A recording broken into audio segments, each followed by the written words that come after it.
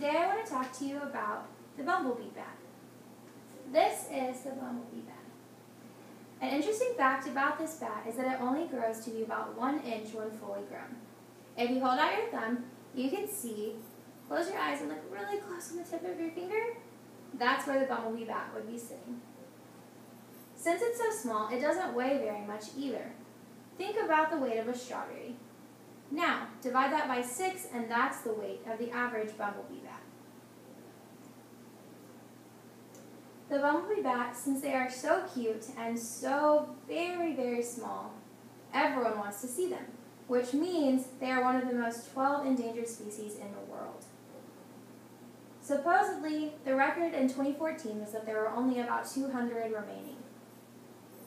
Today I want to talk to you about 3 main points. The first, how did it get the name bumblebee bat? Second, well, what does it look like?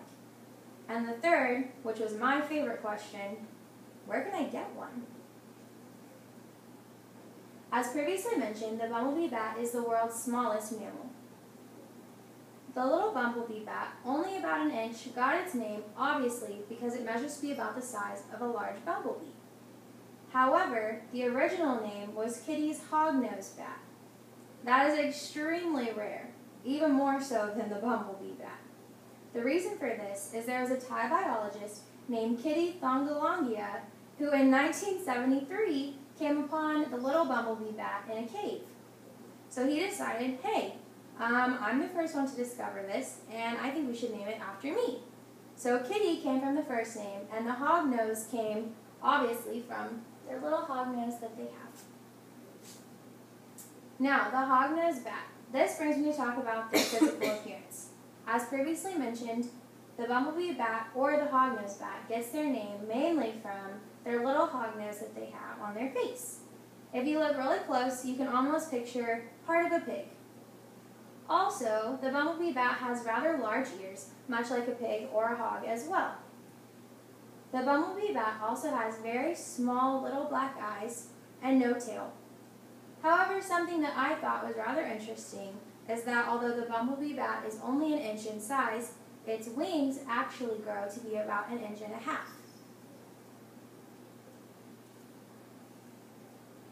This brings me to my favorite question. How can I get one? Where are they located? The bumblebee bat is found in western Thailand. Some have said that they have seen or spotted these in the southeast Myanmar area. However, for the most part, that was just a couple of people, maybe. I think the average was 5. The majority have been found still in Thailand. These animals live in caves, but it's not just any cave, and it's not your average cave. They only live in limestone caves near forests and rivers. This is where it brings me to talk to you about a little bit of their reproduction. The sad part about these animals, and a big reason of why they're in the top 12 endangered, is because they only reproduce once a year, 1 baby at a time. That seems like, oh well, 200, and then you reproduce each one once a year. That's 300. However, you think about they live near forests and they live near rivers. That's not a very good rate for repopulating. And half of those are probably men, so then you think about that, and then you only have 150 that are trying to repopulate all at one time. The bumblebee bat doesn't have any predators, surprisingly. No big birds, no large animals, nothing really hunts these. But they're still going extinct and extremely fast because of 2 reasons. The first reason are collectors. When I was talking to my friend earlier about this, she said, oh my god, I want one. And I said, that's the reason they're extinct. Because she wants to go and get one. Of course, I want to go and get one too. But when you do that, say you take 2 and your friend takes 2 and your friend takes 2 and you bring them home. And then your other friends go and they all take 2. You're running out of the little bumblebee bats. And then there's not going to be any for anyone else. Something similar are scientific collectors. They go and they see these and they say, no one really knows anything about these. They're new, they're exciting, they're tiny, they're special, and they take them home and they kill them and use them for scientific research. Now, other than that, the other thing that is really putting them at risk are the annual forest burnings that happen every year in Thailand. They go and they try to clear out their forests, and by doing that, they burn a lot of their trees. Well, you think, well, they live in caves, what's the big deal?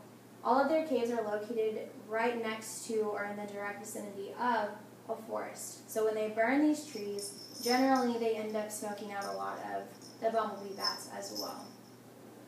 One reason that I really like them is they don't have any predators, and then another reason is that they're adorable, and the third reason was that they're just there. They're not in the way, they don't hunt anything, they eat bugs. I really liked that. I thought, well, what do these things eat? Like, they're so small, nothing wants to eat them. What are they eating? They just eat bugs. They eat bugs flying through the air like most creatures, but also they help with the environment because they eat bugs straight off of leaves. And if you think about your garden and you see like bugs all over your leaves and they killed your plants, obviously you would be irritated with them. Well, the bumblebee bat, if you had one, could clear that out for you. They go through and they eat pretty much any bug that they can that's flying through the air, and then they go and clean them straight off of your plants as well. I just thought that was, honestly, my favorite thing is that they're not really any menace to society. They're not like a big harm. They're not a threat to anything, and no one goes after them except for us. The best part to me was that there are so few of them, just because I think it's neat that I was given the opportunity to learn something that was so rare and cute. And so I hope that by teaching you a little bit about this endangered species, that you feel like you should go out and do something about it and see, well, what can I do to stop them from going completely extinct so that other people can learn about these creatures as well. And I hope that you have enjoyed listening to my speech. Thank you.